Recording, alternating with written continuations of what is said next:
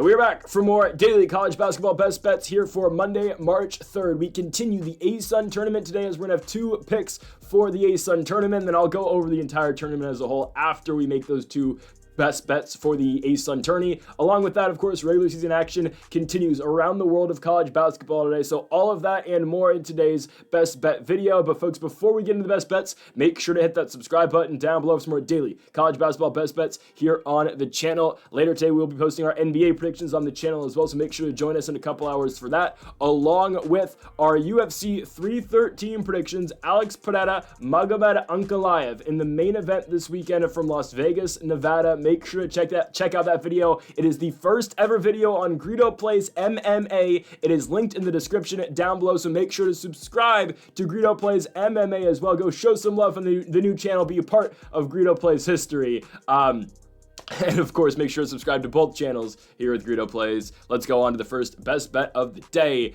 and we start here in the ASUN Tourney. All right, I really like this spot. Plus money opportunity here as you've got the number 4 seed in the Jacksonville Dolphins hosting the number 5 seed in the Eastern Kentucky Colonels. Give me EKU on the road. Eastern Kentucky is just better than Jacksonville. I don't care they played the game a week ago and Jacksonville got them the first time around. In a win or go home game, Eastern Kentucky is going to beat this basketball team. I don't think Jacksonville is going to be able to get them 3 straight times, okay? Jacksonville already has beat this team they beat them twice. They are 2-0 against Eastern Kentucky. But guys, I have watched Jacksonville throughout the season and they don't impress me. I get it, they beat Eastern Kentucky in a low-scoring affair Monday, February 24th. A week ago. They did get Eastern Kentucky in Jacksonville. It was a very competitive game. The line was almost exactly what it is now. I mean, at the time, Jacksonville was a minus 150 favorite. Now they're minus 140. So that line has come down a little bit here in a tournament game. But the season on the line, I do like Eastern Kentucky.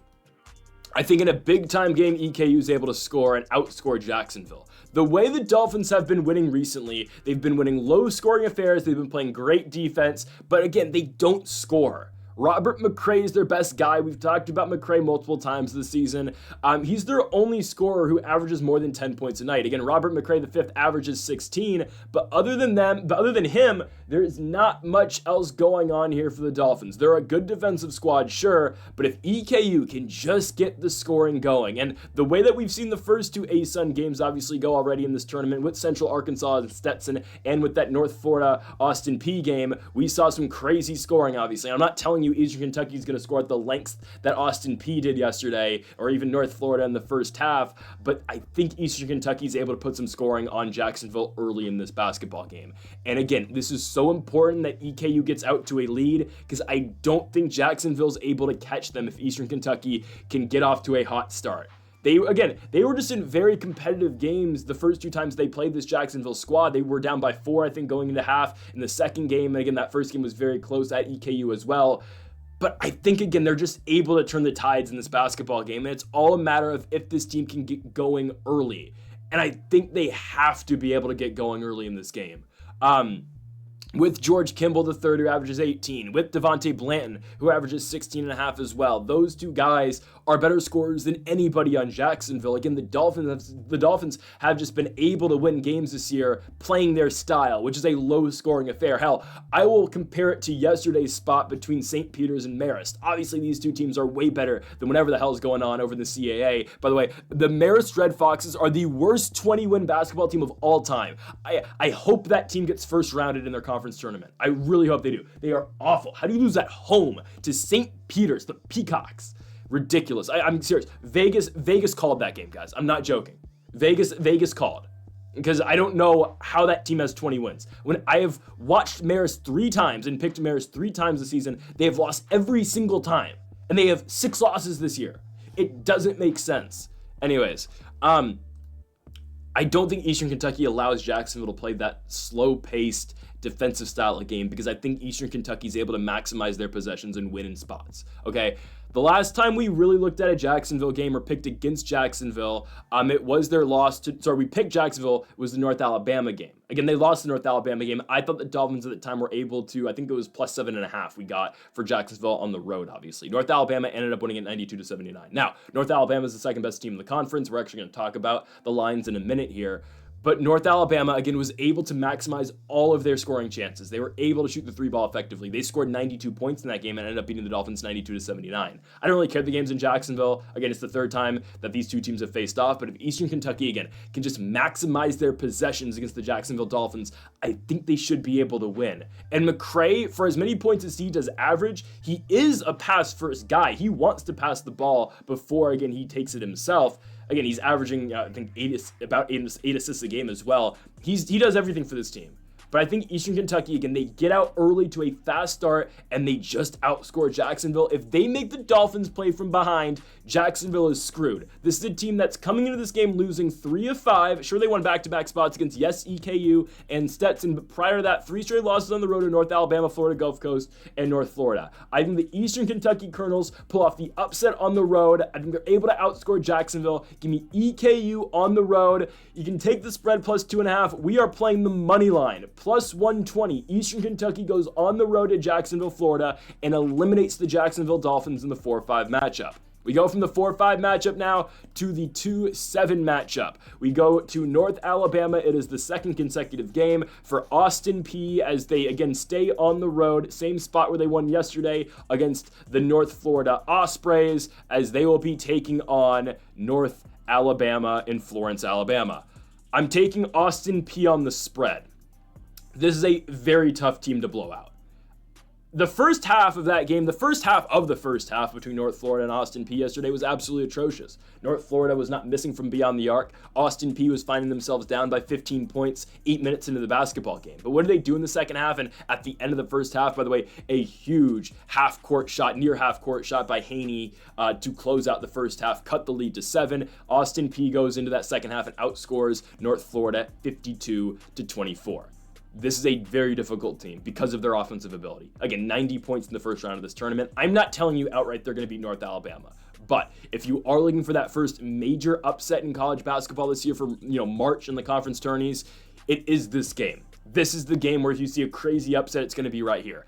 I don't think it happens because personally, North Alabama is still my pick to win the ASUN. And again, I'll go over the full bracket in a second here. But I think Austin Peay has that capability because of their scoring. And honestly, they're not the worst defensive team. It's just, guys, North Florida was making some crazy shots. Again, this is a North Florida team that they beat, obviously. The Ospreys went to South Carolina and to Georgia Tech and beat both those squads earlier this season. They got at-large votes. They got top 25 votes earlier in the year, week 2 of the AP poll, right? That's a good team Austin Peay just beat. And I get it, North Florida was bad down the stretch, but Austin Peay as dogs was able to win that basketball game, and they are able to effectively score. Now, North Alabama obviously beat them the first 2 times this season, right? The first matchup, 88-84 in Alabama. Again, the Lions win it by 4. Second time around, they go to Austin Peay and win the game by 10. Guys, we are getting 12.5 points here for the Governors. I like it. I really do. I really like this spot. The way Austin Peay plays, they're tough to put away. Because again, even when they were down, I think by the most 18 against North Florida yesterday, they continued to fight, they continued to battle, they kept attacking the paint, and they were giving, again, the Ospreys a lot of trouble. I think it's going to be really hard for North Alabama to get away from the squad. Again, I expect the Lions to win. I'd be very surprised, honestly, if North Alabama doesn't even win the entire thing. Yes, there's some good teams in the ASUN, but I'd expect, again, the Lions to win the entire thing. Austin Peay's got some ballers, man. LJ Thomas really impressed me. He started the game 7 for 7 from the field. He scored 20 points. Again, Isaac Haney is one of the best players, not the best player in the ASUN, but one of the best players in the ASUN. He had one hell of a season this year. And again, Haney's a guy who's averaging 13.5 points a game. He was dominant. Darius Dawson off the bench went 9 for 9, scored 20 points. I mean, this is a good Austin Peay squad, man. I think they're able to give North Alabama a lot of trouble. The Lions are led by Jakari Lane, who averages 17 points a night. Daniel Ortiz averaging 11. Tay Fields averaging 12. Ortiz averaging 12, not 11. And Cornelius Williams is going to be on the glass for them. Again, I'm not disputing that North Alabama is good. I think they're really good. I just think Austin Peay, again, is able to cover this 12.5 points. Again, Austin Peay can lose the game by 10 points and we still cover. Again, the first 2 matchups this season, Austin Peay was able to cover this line, losing by 10 and losing by 4.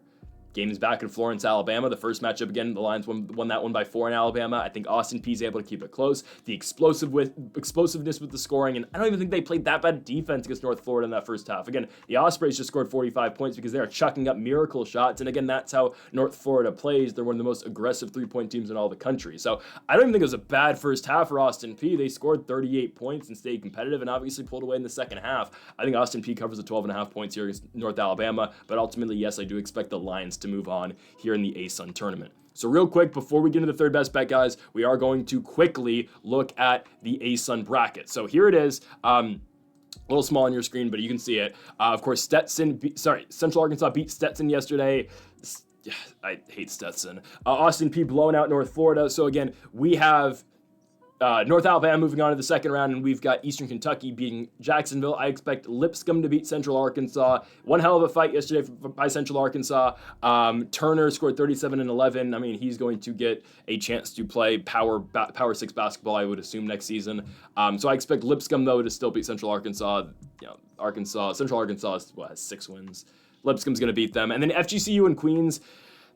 I would lean Florida Gulf Coast, but I do think Queens can beat them. Queens obviously not eligible yet for the NCAA tournament because they're still in the transition period like UC San Diego was a couple years ago. I don't know. I think Queens has a really good chance to win. It wouldn't surprise me if Queens won, but I will side with Florida Gulf Coast at home. Setting up for that second round on Thursday, we have Lipscomb versus Eastern Kentucky and North Alabama versus Florida Gulf Coast. So we'll see if we're right on that. Again, those aren't best bets, the Lipscomb game and the Florida Gulf Coast game, but again, that's just what I think is going to go on with this tournament. And of course, we're going to look at every single bracket every single day as they keep going on here with college basketball. So done with that, let's move on to our third best bet as we move to a matchup here between Houston Christian and East Texas A&M. In Commerce, Texas at 4:30 today, I'm siding with the Houston Christian Huskies. Now, Houston Christian, you might think this is a meaningless game for them. It's actually not. They've already clinched their spot to the Southland Conference. The Southland Conference is an 8-team bracket. So that means UT Rio Grande Valley, Stephen F. Austin, East Texas A&M, and the New Orleans Privateers have all been eliminated. They cut out the worst 4 teams as they go into their conference tourney. Meaning right now, Houston Christian is the 8 seed. Well, they're 9-10 in conference, and Incarnate Word is 9-10 as well. So Incarnate Word right now, I think they have the tiebreaker because Incarnate Word beat beat Houston Christian. Yes, they're 1-1, but I believe Incarnate Word has the tiebreaker. Regardless, if Houston Christian wins today and Incarnate Word loses, Houston Christian gets to play the 2 seed as they'd be the 7.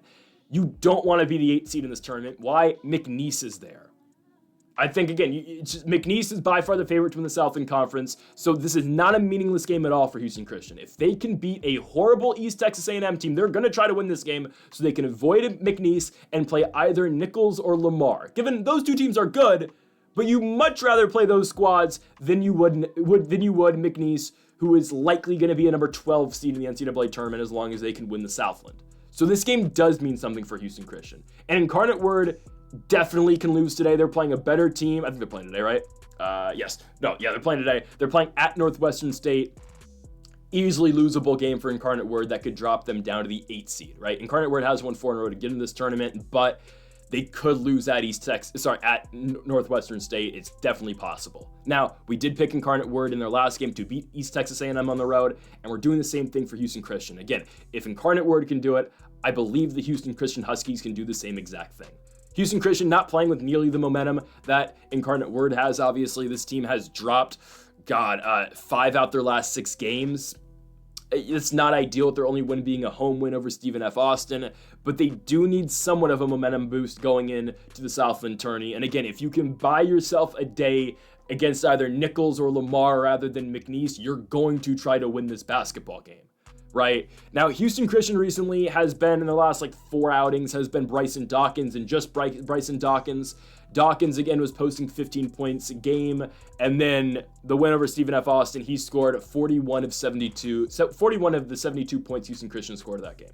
Yes, Bryson Dawkins scored 41 points for this basketball team, propelling them to victory. He only scored 18 in the Northwestern State loss on Saturday, but Bryson Dawkins has done everything for Houston Christian, and they are playing strictly through the junior out of Dothan, Alabama.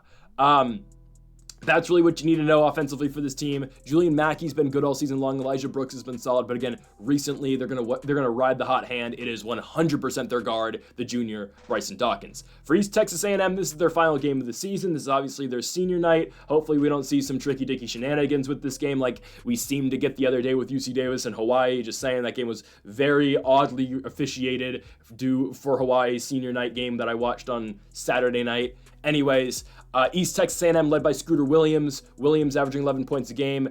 Khalil Abdul-Mateen averages 8. They're not a good basketball team. East Texas A&M, it's either them or New Orleans who's the worst in this conference. They just came off of a win at New Orleans the other night. But again, we picked Incarnate Word to beat them. Incarnate Word went to East Texas A&M, went to Commerce, and won the game by 7. I expect Houston Christian to do the same exact thing. This team's not very good. Yes, they play competitive basketball games, but again, we talk about meaningful games. This is more than a meaningful game for Houston Christian. They do not want to match up with McNeese in the first round. Again, I don't think Houston Christian's making a run. I'm gonna put this out there. Yes, Bryson Dawkins is great. Do I think Houston Christian's gonna make a run to go somewhere in the Southland Conference? Likely not. But still, again, you can conceivably make a run potentially to the championship game if you don't play McNeese. Again, yes, Nichols, Lamar, Southeastern Louisiana, Texas A&M, Corpus Christi, they're good teams, but they are beatable. McNeese 18-1 in the conference. Again, yes, they've lost before in the conference, but not a team you're expecting to get close with. Gotta try to win this game if you are Houston Christian, and I think they do it. Give me Bryson Dawkins to have a huge night in Commerce, Texas. I'm taking the Houston Christian Huskies to go to Commerce and beat the East Texas A&M Lions for, again, the Lions' final game of the season, as the Huskies now try to win and match up with an eventual 2-seed spot, the 2-7 matchup with either Nichols or Lamar come the Southland Tourney. Give me Houston Christian on the road to win and cover the 1.5. Just play the money line -130. Don't mind it. -1.5 is not horrible either. Give me Houston Christian. We go on to our fourth best bet of the video, and we are going to close the day with 2 back-to-back Big Sky games. The Big Sky's odd. It is. It's a conference that I still expect to be won by Montana. I think Montana is better than Northern Colorado. We'll see, though. But before we get into a Montana Grizzlies game to close the night, we have the Idaho Vandals, the first appearance they're making on the channel this year in March, taking on the Montana State Bobcats. Again, there's a reason we haven't mentioned the Idaho Vandals yet this season or done a best bet with Idaho. But we're going to ride with the Vandals to go on the road and cover 5.5 points. I don't think either of these teams are good enough to cover 5.5 points. I think this is a game that's going to, again, it's going to be anywhere from a 1 to a 5-point final margin. I don't really care who wins. I legitimately don't care. I just need Idaho to keep this game close. This is the first time these two teams matched up. It was in Idaho. I don't know what city Idaho is in. The Idaho Vandals are in. I know, again, the Kibbe Dome's there. But anyways, Idaho beat Montana State the first time around. They beat them 69-64. That was back in early January 2nd. They've been very 500, mediocre since. They're 8-9 in the conference, coming off an overtime victory on Saturday over Weber State. Now, for Montana State, again, 8-9, just like Idaho, they have identical records, not just in the Big Sky, but also overall as well. They're both 13-17. The Montana State Bobcats are coming off a win in their last game. They beat Sacramento State. Sacramento State is one of the worst teams in college basketball this season. I'm not joking. The Hornets are absolutely god-awful. And Montana State is coming off a win over them, of course, in the Nests by 27 points. But again, don't put anything into a Sacramento State win. They are horrible. Prior to that, for Montana State, back-to-back losses to Portland State. It's Portland State on the road, and obviously their rivalry matchup against the highest-ranked team in the conference being, again, the Montana Grizzlies. I think it's a very capable spot here for Idaho to cover the points. I don't care who wins. The main pick here is plus 5.5 for the Idaho Vandals. This is a Vandals team that's led by Christian Gonzalez. He averages 11 points a game. Colton Mitchell averages 11 as well. And then you get Tyler Murris and Jack Payne, who both average 10 points a night as well for the Vandals. For Montana State, they are led by Brandon Walker, who averages 15 points a game. Max Agabonkapolo. Don't know how to say bro's name. He averages 10. Same could be said about Patrick McMahon. Montana State's not that explosive. They don't really win games by that many points. I'd expect this one to be very close. I would, right? They beat Idaho State by 5 points. If you look at all their games, they rarely cover this line. Yes, they beat Sac State by 27. Again, Sacramento State, guys, my local high school team would have a chance against Sacramento State. They lost to Portland State by 17, Montana by 4, beat Idaho State by 5, Weber State they beat by 8, who cares? Northern Colorado, they lose to by 7, NAU 5, Portland State by 1, Sac State at home by 12. Like, they don't blow anybody out. I think Idaho's able to keep it close. I think these teams, honestly, are very evenly matched. And again, we saw in that first matchup, Idaho beat this team in Idaho by 5. I don't know entirely how the Big Sky Conference tournament works, if I'm being honest with you, but Idaho State's the 4, or sorry, Idaho's the, I don't know why I was thinking of Idaho State. Idaho's the 5, Montana State is the 6. So, I mean, yeah, they're not going to match up with each other in the tourney. But anyways, it's a big matchup. It is, right? This is the final game of the Big Sky tournament. The winner of this game does get the 5 seed, which you get to play probably Idaho State. You probably rather want that matchup than Portland State. It doesn't really matter, let's just be honest. But these teams are going to try to win, obviously. I think Idaho gets it done on the road. Give me the Vandals to go to Bozeman, Montana, I believe. Yes, to Bozeman, Montana, and beat the Montana State Bobcats. So we go from Bozeman, Montana, over to Missoula, Montana for the final game of the night. Actually, a spot on ESPN2. Yes, ESPN is putting the Big Sky Conference on national television tomorrow. It's weird.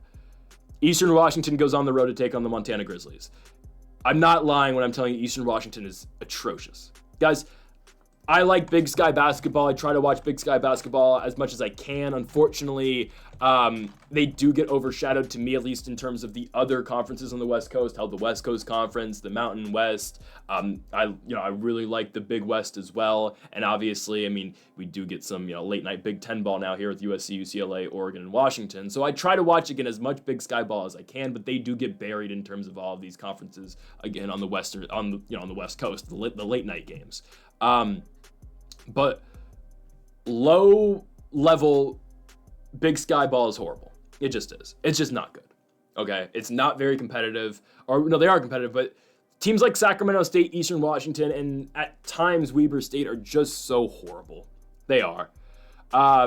Eastern Washington, especially on the road. They're not bad at home when teams have to go all the way up to the Pacific Northwest and play them, but when they go on the road, man, they are atrocious. Yeah, this team's bad. 4 straight losses for the Eagles, coming off a loss to Northern Colorado by 19. My math is horrible. A loss at NAU by 20, a home loss to Weber State by 2, and then a home loss to Idaho State, 78-54. Again, I don't think the Bobcats are the Bengals. I don't think the Bengals are that bad, but losing to that team at home by that many points, I mean, that's got to be considered a crime. That's horrible. Okay, so after further evaluation, I figured out that every team makes the Big Sky tournament. So great, guys. Sacramento State season, nope, it's not over yet. They will likely be playing Weber State. It could potentially be actually Eastern Washington. With an Eastern Washington loss and a Weber State win, then Eastern Washington drops down. But Weber State's not being Northern Colorado. So Eastern Washington's going to be in the 7-8 matchup in the Big Sky Tourney. They likely have a date with Northern Arizona. They're going to lose that basketball game. But anyways, Eastern Washington, again, is just, they're horrible, man. They get blown out by everyone, and now they're taking on the best team in the Big Sky Conference, a Montana team that actually puts a pretty good crowd into the building every single night over in Missoula. And they're good. They are coming off a loss to Portland State on the road, but this team is much better at home than they are on the road. They're coming off 3 straight road games. They had to go to Bozeman to play Montana State. They won, obviously. They go to Sacramento and barely get by Sac State. And they go to Portland and, again, lose that game. But this team at home is so much better than they are on the road. Idaho State went at home by 13 points. Sac State went at home by 28 points. Portland State went at home by 14. Montana State won by 7 at home. Whatever. But this team does win games by a lot of points at home, and they've been doing it recently. Again, the first matchup between these two squads, it was at Eastern Washington, and the Montana Grizzlies ended up winning that game by 11 points. The final score was 92-81. Again, that's a game at Eastern Washington, and it's very hard to go to Missoula and win, and Montana, again, has been blowing teams out recently at home. So you take that into account, again, the way the Grizzlies have been playing at home, also with the fact that Eastern Washington on the road has been absolutely pitiful, everything kind of combines to lead us to our pick, obviously, of Montana minus 9.5. I normally don't like picking this big of spreads, at least for teams to cover, to win by more than 9.5 points. Usually I'll look to do it the other way around. I'll try to find dogs to cover those points. But in this spot, yes, I do like Montana to win this game by double digits. They're led by Malik Moore, who averages 13 points a game. Same can be said by Money Williams, who averages 13. And then you get 11 tonight from Joe Pridgeon, Kai Johnson and company. It's not a bad Montana team. They're going to score, and they're going to find ways to outscore Eastern Washington in this basketball game. And they play pretty solid defense, too. Again, listen to the point totals recently out of Eastern Washington. 67 at NAU, 64 at home against Weber State, and 54 at home against Idaho State. They're playing with no momentum right now. They know they're making the Big Sky tournament regardless. They know they have a matchup, very likely against Northern Arizona next anyways. So there's really not much to play for here. They know they're playing NAU. They know, again, they probably can't drop to that 9-10 game. But honestly, they maybe rather play the 9-10 game because when you look at it here, yeah, because they just play the 1 seed, and Northern Colorado and Montana are just 1A, 1B in the conference. Anyways, though, Weber State's not beating Northern Colorado, so we don't have to think about that. Again, Eastern Washington is stuck playing Northern Arizona. They have nothing to play for. They know where they're going to be. Montana still has a regular season Big Sky Conference championship to win. Now, I don't know if that still automatically puts you in the NIT. I don't know, because the NIT changed their tournament this year. Maybe it puts you in the, the CTI, is it called? CBA, CTI, CIT? I don't know what the other tournament's called, I'll be honest with you. It's the one nobody watches, just to be honest. I think it's CIT. I don't know if it's going to automatically put you in that if you can win the regular season Big Sky Tourney. It definitely doesn't put you in the Crown or whatever the hell Fox is running this year. But anyways, Montana has something to play for. They have a regular season championship to win tonight, at least a share of that against Northern Colorado. But they lost both games in Northern Colorado, so they still give it to them? I don't know. But hey, they could lose. Northern Colorado could lose at the same time. So Montana has stuff to play for. They're the better basketball team. Eastern Washington doesn't play well on the road. Montana plays very well in Missoula. Everything, again, leads us to our pick, Montana Grizzlies minus 9.5. So, folks, that'll do it for our 5 best bets here for college basketball here on Monday, March 3rd. If you have not yet, though, make sure to hit that subscribe button down below for more. Make sure to like if you did enjoy the video. Make sure to comment if you do disagree with any of the picks. We'll be back tomorrow for more daily college basketball best bets. Make sure to join us again later today for our NBA predictions as well. Folks, thank y'all for watching, and Mamba forever.